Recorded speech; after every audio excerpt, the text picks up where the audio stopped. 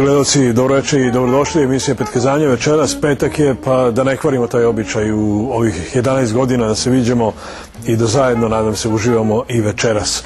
Vodimo vas na početku našeg večerašnjeg druženja u Crepaju, da pričamo o Banatu, po banatski, da vidite kako to Bačvani i Banaćani razgovaraju. Nedostaje nam je samo jedan Crebac malo da podupre, ali nadam se da ćete vi večeras i Srema malo podupreti ovu priču i da ćemo zajedno da se radujemo ovom prilogu.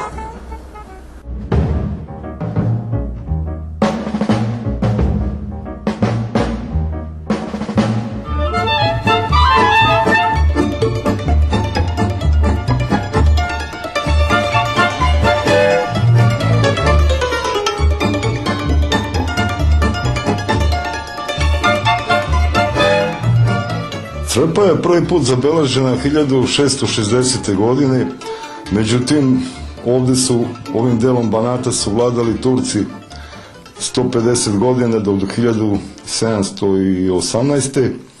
Tako da je Crepaja zvanično osnovana 1774. i od tada postoji kao naseljeno mesto. Osnovana je u sklopu Banatske vojne granice. Kakvi ste? Koji graničari, kao graničari svuda. Znači, jedan poseban temperament, malo različit od ostatka Vojvodine, što svi znaju, ali neće baš da priznaju. Znači, Srem, Šajkaška i Južni Banat, to je jedan temperament, a ostatak Vojvodine je onaj drugi, onaj iz viceva o Lali. Ima jedna priča, kaže, kad je monarhija delila šta će kome da ostavi, onda su Sremcima, kaže, dali zatvor, Bačvanima dali pozorište i Maticu srpsku, a Banaćanima, kaže, ludnicu. Pa jeste. Ali zato mi Banaćani znamo gde su naši ludaci, a po Bačkoj i Sremu se šetaju po ulici. Šta će sad moji Bačvani i Sremci da kažu? Pa šta, svoji smo, nema ljutiš. I ima još nešto, Bačvani posebno vole da se šale na račun nas Banaćana, a kad im mi nešto ispričamo, onda se malo ljute. Ima jedna priča, vojna granica je prvo bila gore na Morišu, u Aradu, Čanadu i okolnim mestima, i onda kad su Turci proterani iz Banata, onda se granica spustila ovde na Dunav. I Austro-Ugarska, kao svaka ozbiljna država, je imala lekarsku komisiju koja je gledala ko može da bude graničar, a ko ne. Znači, u graničare i u granicu su došli zdravi, normalni, pravi ljudi, a ovo ostatak su po tim lekarima bili škartovi. Koliko volite Banat? Banat? Volem Banat, a volem i Bačko, ali kažem ono, Bačko, ale bi te pljačko, sve bi krao i Banatu dao, a posebno Južnom Banatu. Da nije ti se sve bi to Bačka bila? Ne, da nije to i se sve bi Banat bio. Jer sve što valja u Vojvodinu došlo je iz Banata.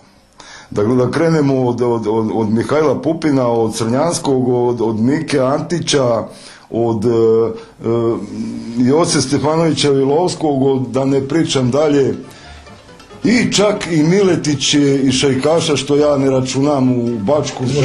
Iz Mošorina, da. Šajkaš nije Bačka, Šajkaš je isto deo granice. Drugi ljudi.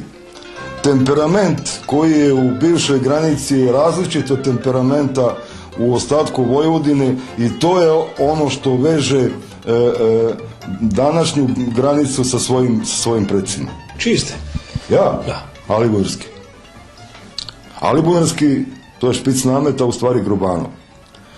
Jer većina porodica u Banatu i da kažemo u Južnom Banatu su bile velike familije, i da bi se moglo bliže odrediti ko je čiji, onda su davani takozvani špic nameti.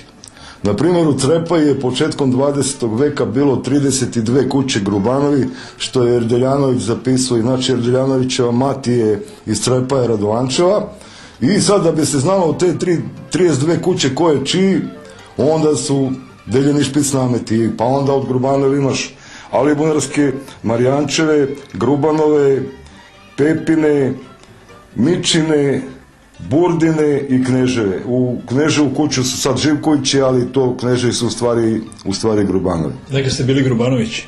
Da, bili smo Grubanovići. U prvom popisu stanovništva iz 1800. godine u Crepaji se vodi kao Grubanov, u zagradi Grubanović na ovom mađarskom Austro-Ugarskom. A pre toga?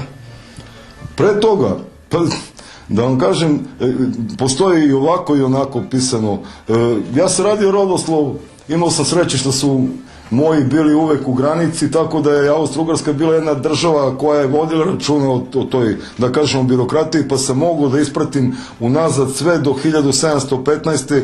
do prvog popisa stanovništva posle Seobe i onda imate gore u Aradu i u Čanadu Mitra Grubanova i Gruju Grubanovića, koji su posle toga, posle ukidanja granice, se spustili dole u Pančevo, Ilandžu i Crepaju, pa je u Pančevu bio Maksim Grubanović, koji je imao sina Jovana, koji je došao u Crepaju, koji je posle toga opet imao sina Maksima, koji je imao posle toga sina Jovana, pa Jovan imao Georgija, pa Georgije Lazu, pa Laza Peru, pa Pera Savu, pa Sava Peru, pa Pera mene, i tako da znam porodičnu stavu. A nekad se vodilo računa kako će prezime da bude?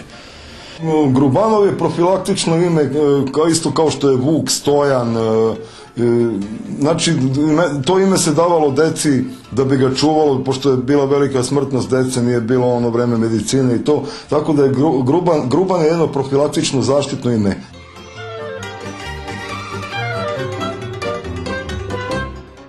Ovo venčana na zidu, to je moj pradeda Pera Grubanov Alibunovski i baba Kata, rođena Tekijaški. Odakle je baba? Baba Crepajka. Baba Crepajka, Tekijaški su, nema sad od te kuće nema nikog. Pre 10 godina je umrla Zvezdana, ona je zadnja bila od Tekijaški. Oni su bili jako bogati za ono vreme i toliko su držali do sebe, imali su jedno muško dete, brata od ove babe. On kad ode u kafanu i nema ga, oni pošlju slugu da mu odnese još novaca, da se ne postidi tamo u kafanu da slučajno nema novaca. A do podne nisi mogao da uđeš kod njih u avliju, zaključano, dok ne poradu sve što im u poštali i gde šta treba, i onda kad se namodu, kad se doteru, onda otključu kapičik da možeš da uđeš, da su oni doterani. Ne možeš da ih vidiš ovako. Kakav je miraz bio? Pa, miraz je bio spram devojke. Pre je bilo, ako je, ne daj Bože, hroma ili nešto, ta se udavala za majstora. Ne može da radi. Pa je možda dobijala i malo veći miraz. I koje su se udavale van sela, pa nije mogla zemlja tamo da se prenese, one se dobijale više dukata. A ovde se dobijalo ko je koliko mogu da da. Mada su se svi trudili da, eto, se pokažu kako oni mogu da daju, što ih je često puta mnogo koštalo. Ima jedan bećarac, mili babo, dukate mi veži, a ti posle kako znaš na teži.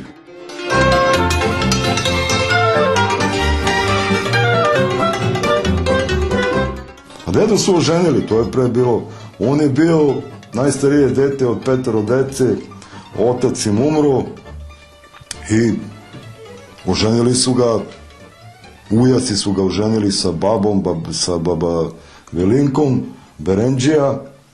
Ona je donela dobar miraz i to je bilo to, znači oženete i gde si tu si. I ja sam jednom pitao dedu, dobro deda, kako to izgleda, mislim, oženete, dovedu ti snajku, kako to izgleda? Kaže, deda bio namazan pametan, kaže, deda, to ti je ko kad naparivaš golube. Uzmeš 2 goluba, staviš ih u kavez, on jedan dan frkću, drugi dan se malo njušu, 3. dan lepo, 4. dan se napare i to ti je to, kaže, tako je i onda bilo. I kaže, možda je bilo i bolje, kaže, ovo nek sad, kaže, sad ljubav prođe pa se posle svađu. Ovo je bio, tako reći, ugovor. Pre su svadbe bile nedelju dana, čeče. Neko ovo sad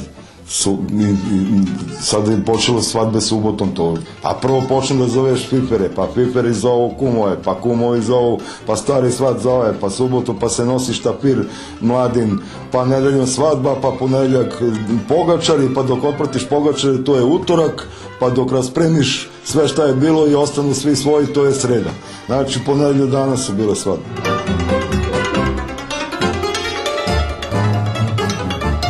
Kako ste se oblačili, odnosno kako ste se vaši oblačili? Sterili modu onog vremena? Pa to će slike najbolje da vam pokažu. Mene to malo nervira. Ja ne znam da li je to zbog koreografije ili šta. Kad su počele ta folklorna društva, izmislili su da je banatska nošnja, gaće i ona... I sad Vojvodina koja je najbogatiji deo srpskog naroda ima najsiromašniju nošnju. Ma to je bila samo radna nošnja, te gaće i to.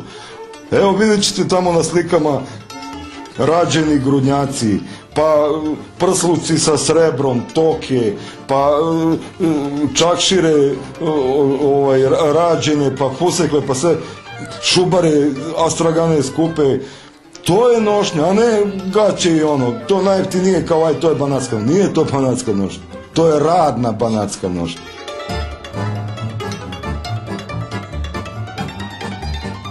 Spominjate prošlost, nije se psovalo u prošlosti kao danas?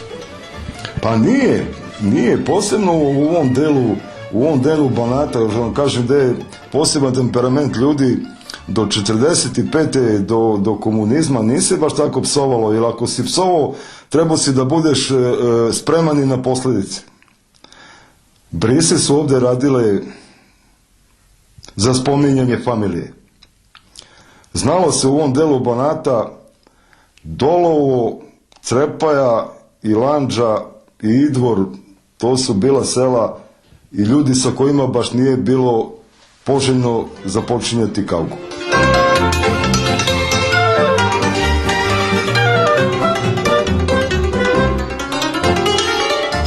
Sava je bio u zarobljeništvu u Nemačku u okolinu Düsseldorfa, Krefeld, Stalag 6C, ako se dobro sećam, bio 4 godine tamo i...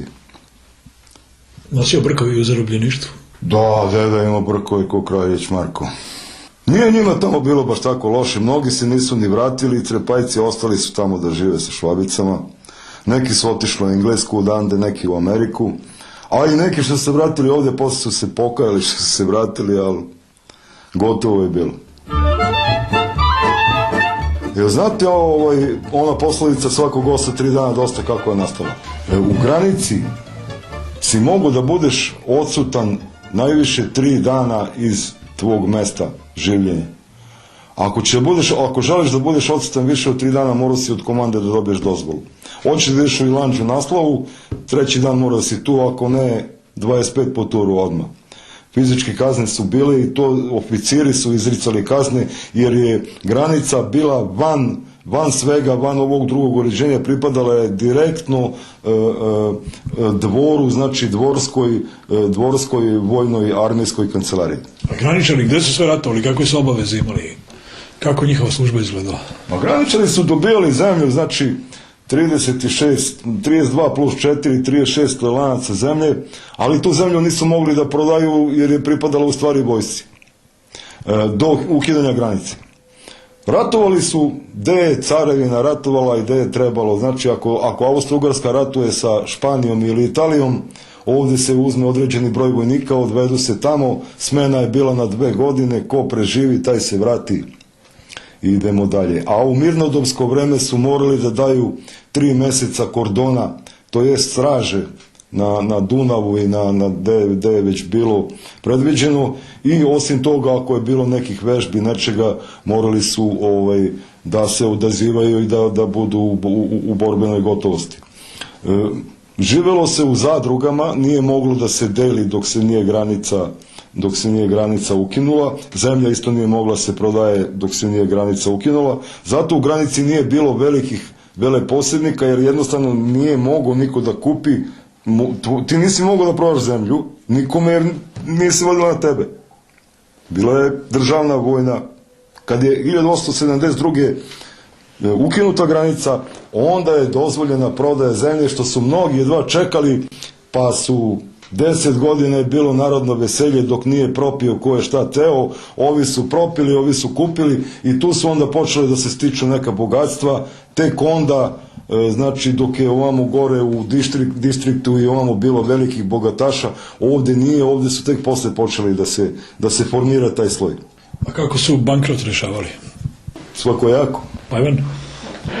Pa nije to baš bilo tako. Nije baš bilo, nije to baš tako bilo. Ne idite se puno, ne sekirate se. Ma nije da se ne sekiramo, samo ljudi su bili pobožni, to je bio greh. Znači nije se to baš tako radilo. Propadneš, šta radiš, ideš čuvaš ovce, ajde teri, šta ćeš? Ima danas ovaca. 1800. godine pri prvom popisu stanovništva i imanja u Crepaji je bilo 220 kuća sa 2500 stanovnika, imali su 8500 ovaca i 2000 konja, ždrebadi i to. Da ponovno samo, popis je bio kada? 1800.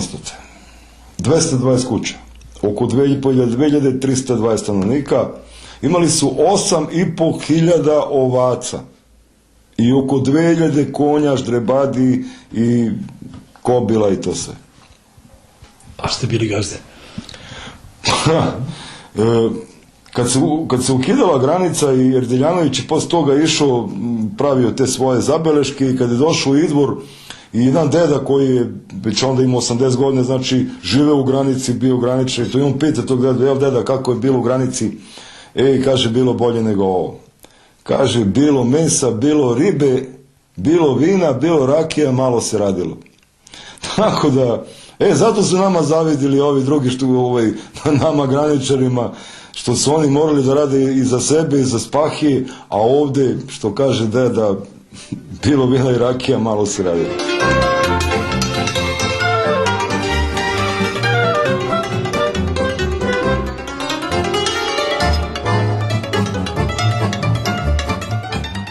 Ja ne znam što Bačvani volu da čačku nas Banaćine, ali još nešto zanimljivo, što oni uvek kažu kao Sremci i Bačvani su ovaki, a mi Banaćani smo ovo. Što stalno se pozivate na Sremce, oni čute, vidim, da ne brane vas nešto.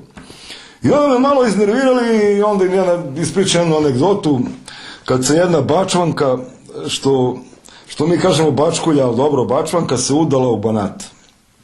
I preko noć napada snijeg. I ujutru ustanu oni, mladoženja, izađe u avliju, a Snajka gleda kroz penđer. I kaže Snajka, koliki je do kolena. A deda sede pored furuna i kaže, pa Snajka, za to smo te i doveli.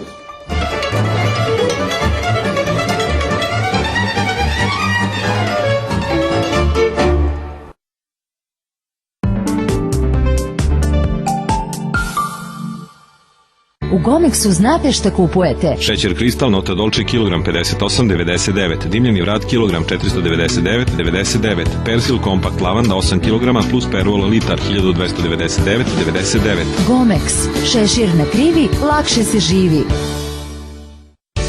Matijević, super cene pilećeg mesa. Piletina 229 dinara kilogram. Pileći batak i karabatak 249. Ništa bez Matijevića. Da vidiš kako se kod nas zdravo živi. Ženo! Ona je moja lepotica. Što jede lepotica? Lira Mix. Stvarno? I šta kažeš? Na pravom ste putu. Lira, to je to. Kada zbog računa i rata poželiš da vratiš vreme unazad, znaš da je trenutak za novi početak. Postani klijent Erste banke, dobijaš godinu dana besplatnog održavanja računa i povoljne uslove za refinansiranje starih dugova. Provereno dobri ZP341, ZP434, prinos za ponos. Institut za kukuruz, Zemun polje. Nivea Q10 750, FA poklon paket 499, Duel 9 kg 849, potvrđuje Domaći Univer Export. NS seme. Sa zrnom sve počinje i završava.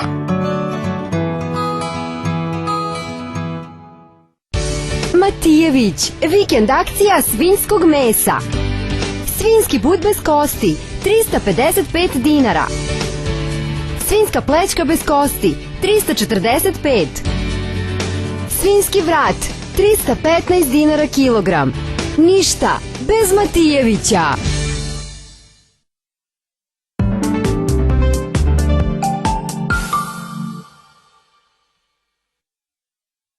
Ostaćemo u Banatu i u sljedećoj priči. Sljedeća priča je iz Kikinde. Bili smo kod našeg starog prijatelja Miloša Galeševa da vidimo kako priprema hranu za ptice, šta rade ptice u ovogodišnje doba i da čujete neke savete koje će vam možda biti od koristi ako volite ovakav hobi.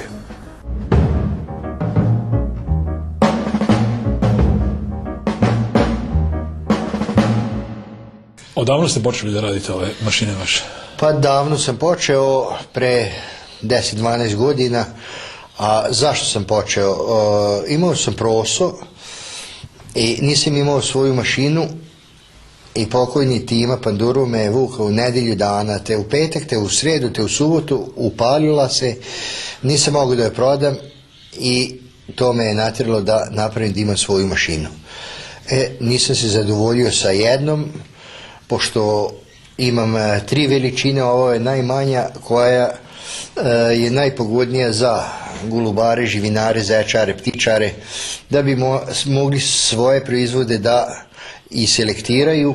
Mali je, ne zauzima mnogo prostora, ko ima potrebe za većim, radim i veće, i što ja radim za sebe, što sam spreman da bilo ko, mlad čovjek 20, 30, 40 godina da dođe, ja ću mu sve mere dati, pokazati, uputiti ga da sam sebi napravi mašinu, jer volim da pomognem, takav sam po prirodi, da volim i drugom da pomognem, ne samo ja da. Malo sam zakasnio, za mene nema nacrta. Može. Kažem, zašto je to važno, Miloše, da se seme obradi? Važno je da se obradi, recimo, sa njive kad se donese. Na 100 kila, ako se jedna ili pola ove kante izbaci zelene mase, jako mnogo znači. Pogotovo za proso, on hoće da povuče miris zelene trave, suncokret i sve ostalo, bilo kako da se čuva, on stvara se prašina u njemu. Znači, moje iskustvo je da svaki put kad treba da pravim hranu, ja pravim svežu hranu, pravim 20-30 kila, pravim svežu hranu, kad se to potroši, opet svežu hranu, pravim... Kako radi mašina? Pa radi na elektromotor. Šta sve ume? Šta sve? Pa sve žitarice, pasulj, deteljino seme, mak, soju, sve što je zrnasto, sve može da odradi. Ima 5 sita, ima gornje sito, donje sito i plus toga ima za menjanje sita u zavisnosti od krupnoće zrna.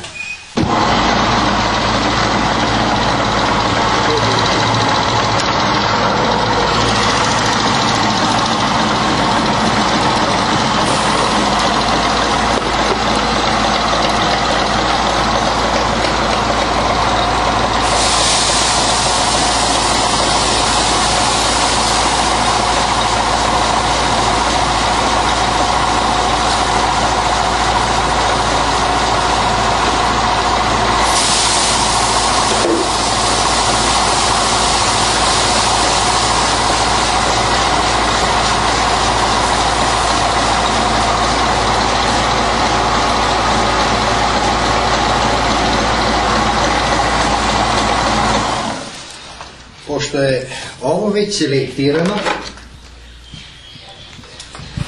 ovdje je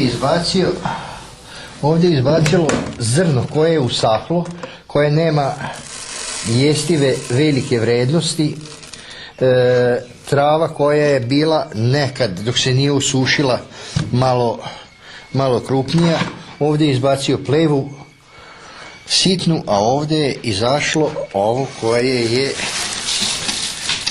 je valjano za ptice i za nas.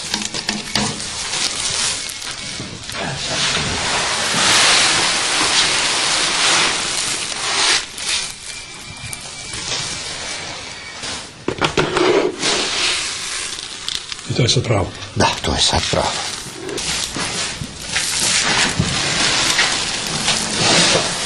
A šta ova velika radi? Ovo isto radi što i ona mala, samo što ova većeg kapaciteta.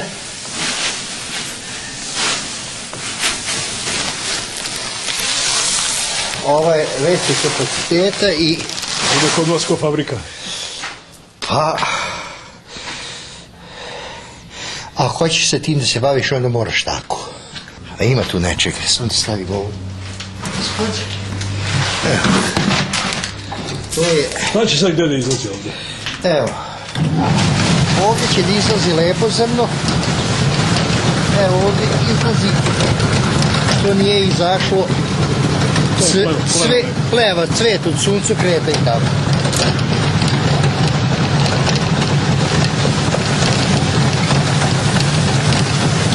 Ovamo nazad izađe ovo što je jako krupno, slama, parče lista, to prijateljima daje za kokoške, za ovce i tako.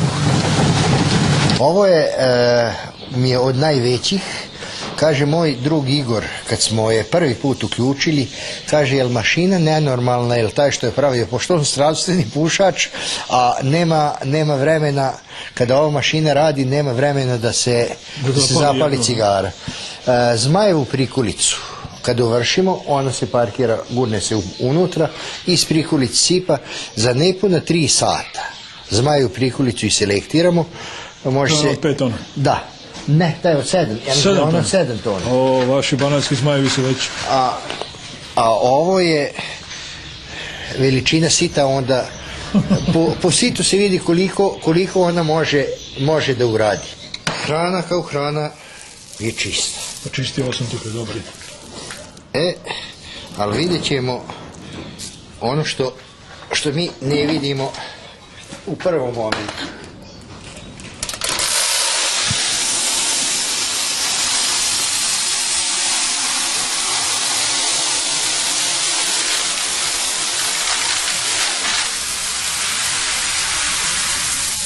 Ja sam sad ovdje stavio semenaca koje bi trebalo da idu za određenu vrstu ptica.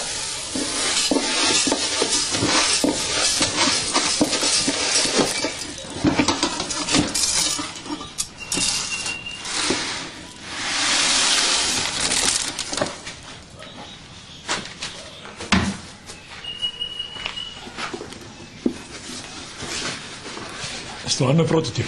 Da. Sad ćemo vidjeti da, jer grudvu zemlje ptica neće pojesti, a ovo mora da unese.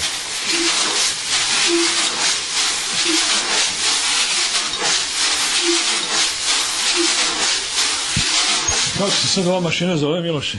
Ja je zovem polirka. Polirka za zrno. Jer ona praktično čisti zrno, polira ga. Zato onaj selektor dole ne može da uradi? Ne može, jer on izduvava. A ovdje zrno vidi se kako pada na žicu i tu se on tre o žicu i skida to što ne može vetar da odnese. Jer vetar odnese, šta odnese, ali ne može da ga očisti kao ovo. Ujedno... Znači, samo da čuvam novčanik od vetra? Da. A ovdje je bezbedan? Da. U žici je? U žici je. Evo vidi se koliko tu još te najfinije prašine.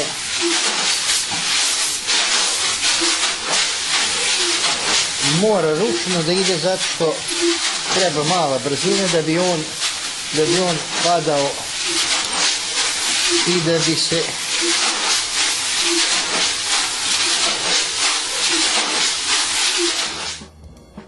što bi Banaćani rekli, ako ju ili jede do ptice, treba da jedu i ljudi. Iz Banata idemo sad u Srem, idemo u Krčedin, u Merak kod Bobana, da pripremimo jedno jelo koje pa puno vas nadam se nije nikad probalo, a zato smo mi tu bili da nadoknadimo ono što ste vi propustili. Boba nam je pripremio juneće repove na nekoliko načina. Nadam se da ćete i vi to moći sami da napravite kod kuće.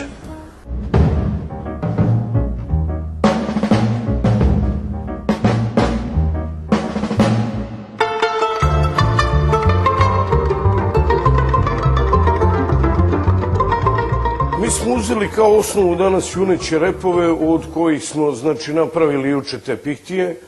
Pravimo supu bistru od junećih repova i pravimo gotovo kuvano jelo od dve vrste kuvanih jela, isto od repova.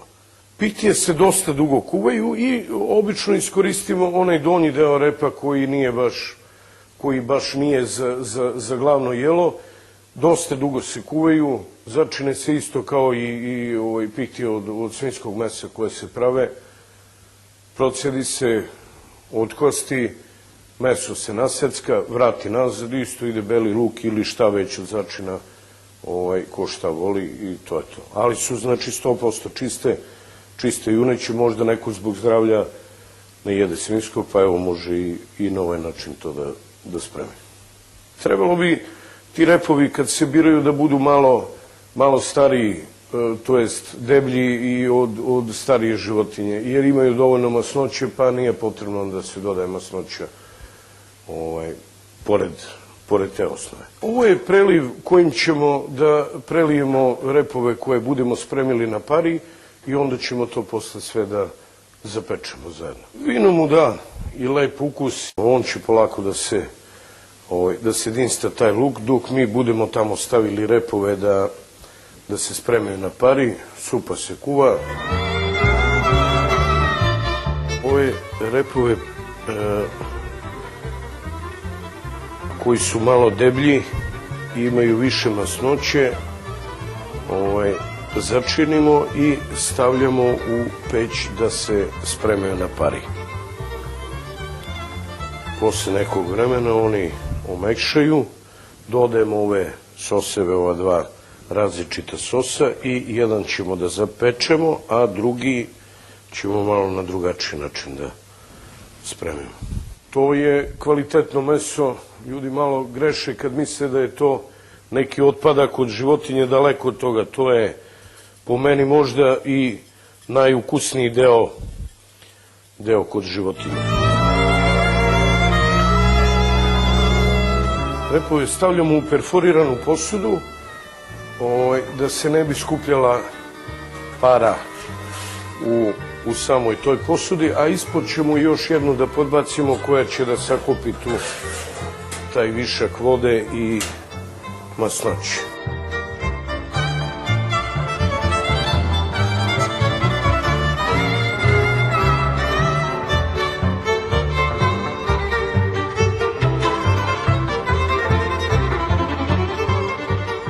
Uz ove repove dodajemo povrće sa kojim ćemo kasnije da sve to zapečemo.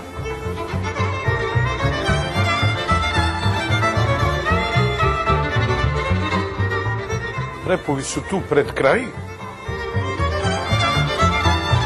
Stavit ćemo sos da spremimo za repove. Dodat ćemo prvo crnog vina da malo ispari ovaj alkohol, posle toga dodajemo voće crveno, med i vrganje. Ali dok se ovo bude krčkalo, mi možemo supu da serviramo.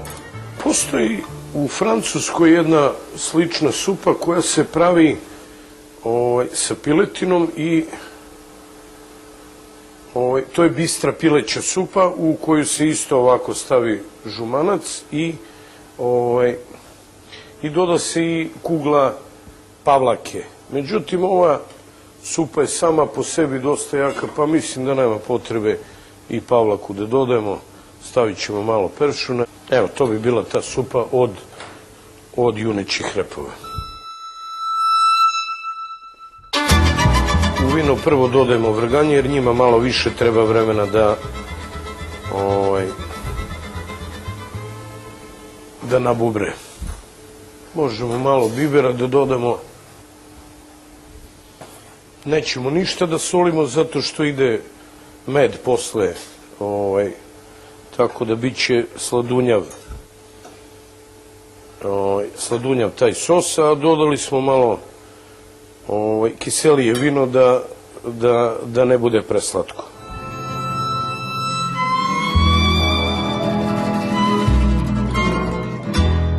Izvadit ćemo nekoliko repova koji su ovde spremljeni i njih ćemo da prelijemo ovim prelivom koji tamo spremamo.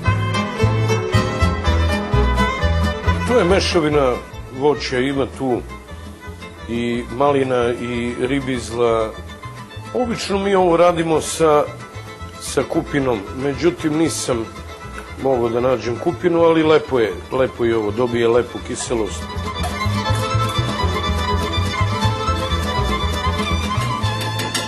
Evo, dodat ćemo meda i onda možemo malo da smanjimo vatru, da se to lagano krče.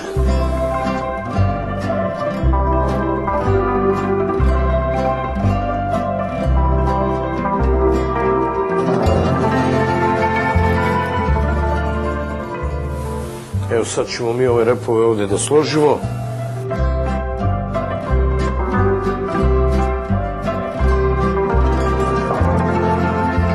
Ovde smo udinstali crni luk i ispasirali ga. Pa ćemo da ga prelijemo preko ovog mesa.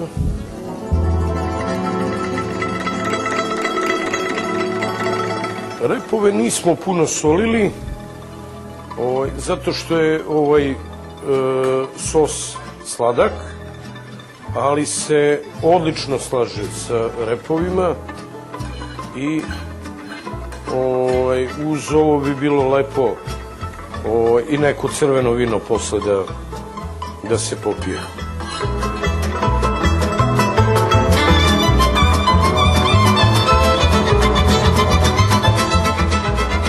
Deda moj se nekad bavi ugostiteljstvom, imao je poznat roštilj, pa, Joco, dodat ćeš mi samo rešetkastu.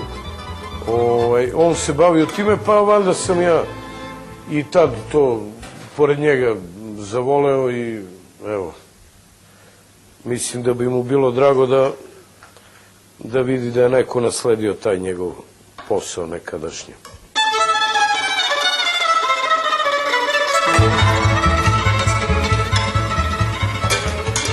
To bi to trebalo da bude.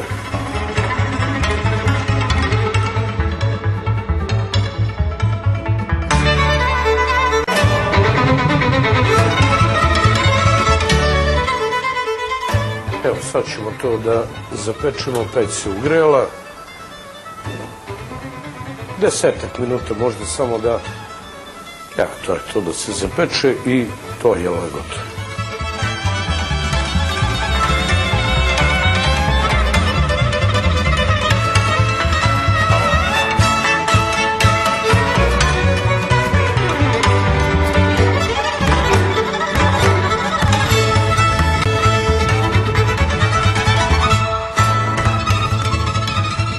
Danas smo napravili supu od junećih repova, napravili smo pihtije isto od junećih repova i napravili smo 2 jela koja mogu kao glavna jela da se serviraju. To je ovo jelo sa povrćem i spremanim repovima na pari i drugo jelo je bilo ono malo pre što smo radili sa voćem, medom, crvenim vinom i vrganjem.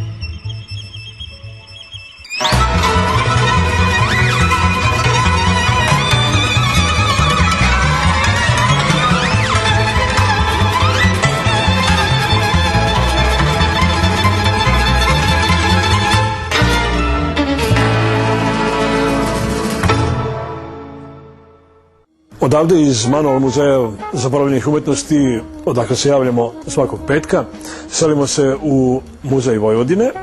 Tamo smo po običaju napravili jedan prilog za večerašnju emisiju. Reč je o jednom zlatnom prstenu koji datira iz vremena Rimskog carstva i Rimske imperije, pa će i večeras Tijana Stanković-Pešterac da vam ispriča priču o ovom artefaktu koji se nalazi u zbirci Muzeja Vojvodine.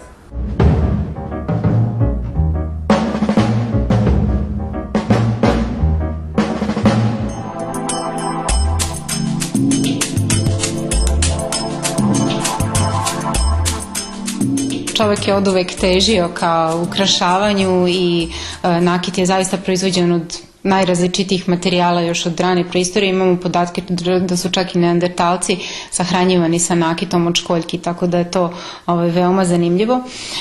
Ali evo danas ćemo predstaviti jedan prsten koji potiče iz rimskog vremena i dosta je redak. On se datuje u 2. i 3. vek nove ere i potiče iz sela Hrtkovci kod Rume, vrlo često pominjano arheološki bogato selo. I u ovom slučaju je nažalost u pitanju jedan otkup, tako da opet ne znamo kontekst nalaza, ali možemo mnogo toga da ispričamo o ovom prstenu. Ovaj prsten je rađen na 2 načina. Sastoji se dakle od obruča prstena i sastoji se od ove ukrasne pločice.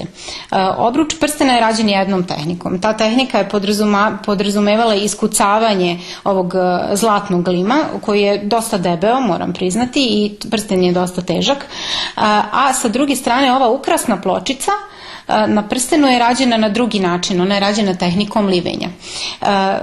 Posebnim sistemom lemljenja Rimljani su uspeli da, majstori, ali rimski, taj je uspeo da zalipi ovaj prsten, zalemi ovaj prsten, odnosno ovaj obruč za ukrasnu pločicu za obruč samog prstena. Ovaj liveni deo bi izgledao ovako. Dakle, uliveno je, mi smo uspjeli, zahvaljujući Ranku Dragiću, da napravimo tu rekonstrukciju tog kalupa za livenje samoga prstena, a na osnovu toga smo i uspjeli malo i da proučavamo samu predstavu koja se na njemu nalazi. Ono što je zanimljivo uopšte kada govorimo o prstenju i Rimljanima, treba napomenuti da su Rimljani jako voljeli prstenje kao modni detalj i rimskoga prstenja se danas nalazi na širokom arealu gde god se prostiralo Rimsko carstvo.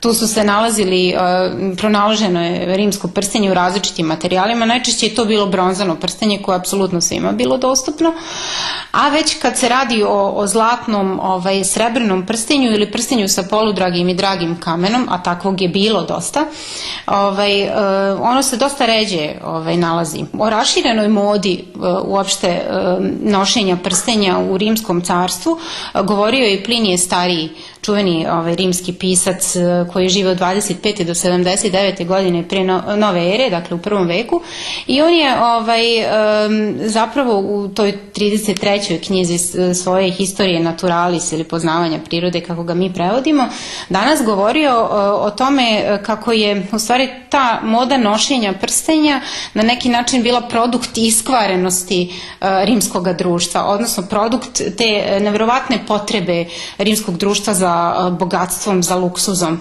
I on je smatrao da je najveći greh počinio onaj, dakle bukvalno je tako napisao, najveći greh je počinio onaj koji je prvi stavio zlato na prste. A postoje neki podaci da su Rimljani nosili prstenje na svakom od ovih, na svakom prstu i na svakom članku. I sad možete da zamislite kako je to bilo preterano i kako su pokušavali da izraze time svoju bogatstvo, moć, socijalni status neki i slično.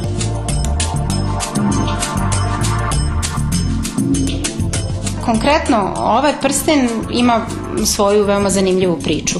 On je ovakav oblik prstena, pretpostavljamo da je bio inspirisan takozvanim prstenjem ključevima. Oni su najčešće izrađivani od bronze i njih zaista ima u velikom broju pronađenih na teritoriji gde god se prostiralo Rimsko carstvo.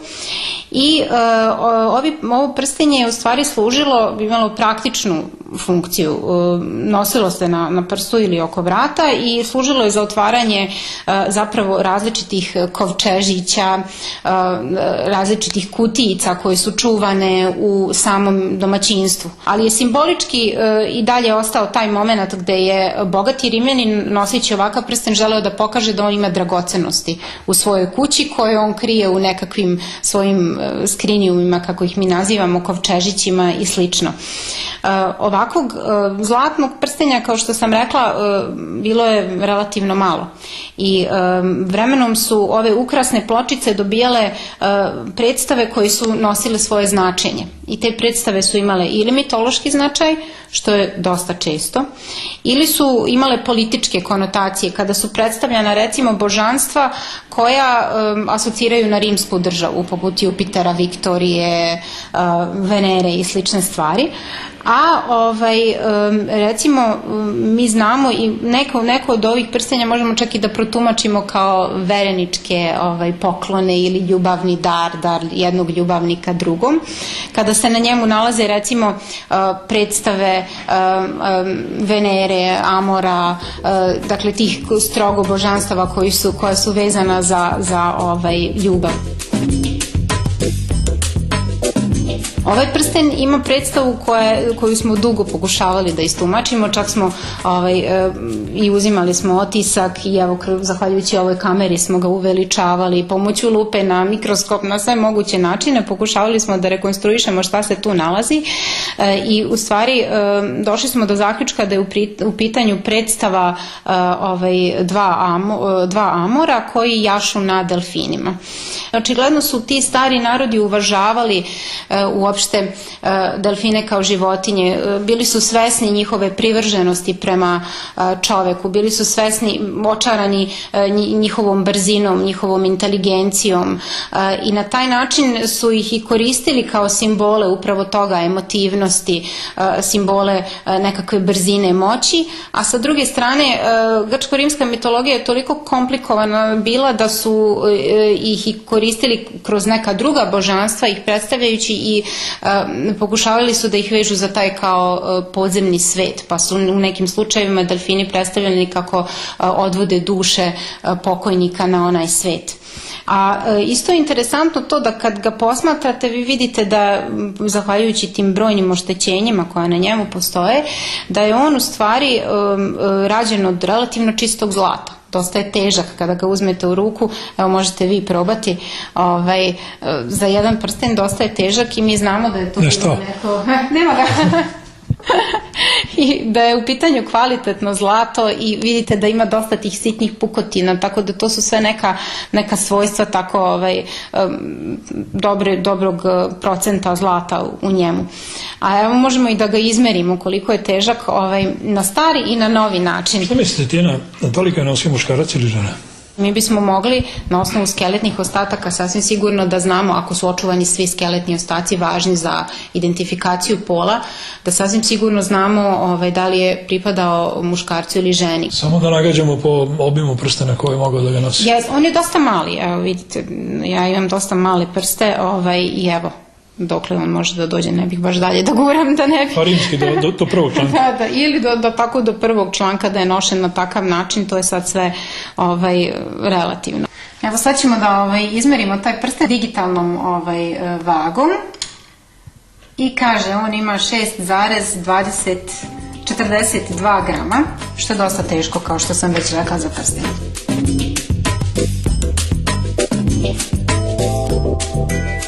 U pitanju je vaga koja potiče iz bronzanog doba i otkriven je dakle ovaj deo, ovo je rekonstrukcija naravno, otkriven je ovaj deo i otkriveno je ovo kamenje koje je služilo kao tegovi za tu vagu.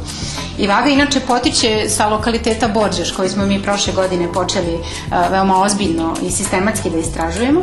Svakako da su ovakve neke slične vage bile i u rimsko vreme. U rimsko vreme su postojali čitavi kantari koji izgledaju mnogo složenije od ove vage. Veoma je značajna, kod nas se nalazi i na stalnoj postavci, ovo je u pitanju kopija, zato smemo tako lagodno da baratamo njome i zaista je važan arheološki nalaz.